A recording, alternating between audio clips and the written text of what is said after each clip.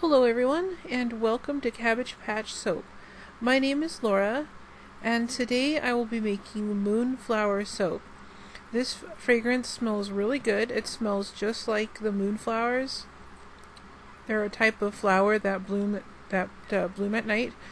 They have white petals, but instead of going with a white soap for this, I thought it would be prettier to do some different blue shades. I wanted to make something that to me looked like maybe moonlight, or like an evening sky, something like that. So we're going to be breaking this up into 3 different containers. I'm going to wait to add the fragrance until last, because this fragrance will accelerate and cause the soap to set up very quickly. If I add the fragrance first, then it would be solid before I could get the colors all fully mixed in. So I have 3 different shades of blue. I have a light blue, a medium blue, and then a little bit more bold color blue. They have different things mixed in. This last one here has white mixed in, and some of the others have like a shimmery blue shades. It won't come out so much in the soap, but when you wash with it, you'll be able to see it. So this is the first one. And it really does have a nice rich blue color to it.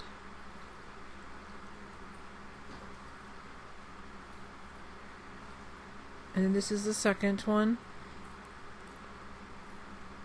These 2 blue colors, there's going to be less of those. The lighter blue color is going to be the main color, and that's the last container. It has the most amount of soap batter in it, because I wanted the other 2 blue colors to be more of an accent. And I like the monochrome look. I think it makes it look elegant. This is the fragrance oil. I'm just dividing it up here. And I'm just going to quickly blend that in just to make sure it's incorporated.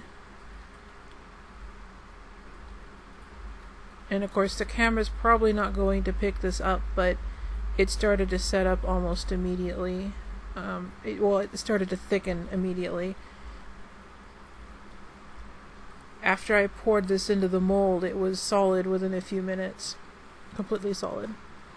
So here's the main color. It's the lightest blue. And I'm just going to do a drop swirl. And already this is thicker than pudding. You can see how it's just very, very thick and rich already. So that's the darker blue. And then this last blue is just going to be dropped in.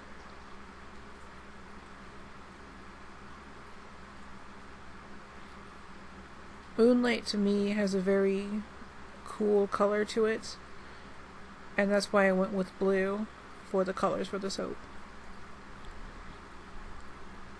And I'm going to texture the top. I'm going to do these swirls going this direction, and then I'm going to do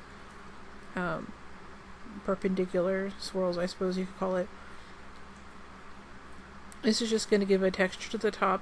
You're not going to really see a whole lot of the design, because I'm going to be putting this oil over the top. It has the colorant in it. You can kind of see how it's shimmery. And it's going to give a really pretty blue, reflective, not quite metallic look to the top. I thought it would look like actual moonlight when the light reflects off of it.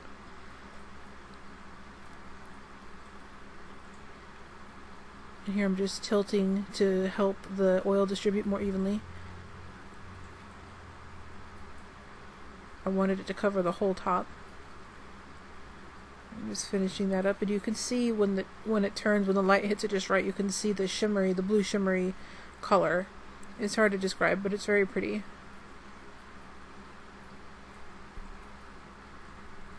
And then here we are the next day to cut it.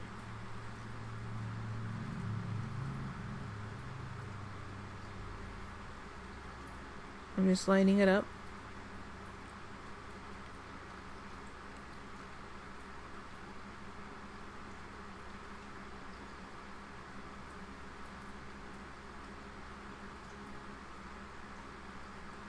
It smells really, really nice. It has a definite floral fragrance to it. It's very pretty. And when I cut into it, the fragrance comes out. It smells great. And this is how it looks on the inside. It has a really pretty blue swirl.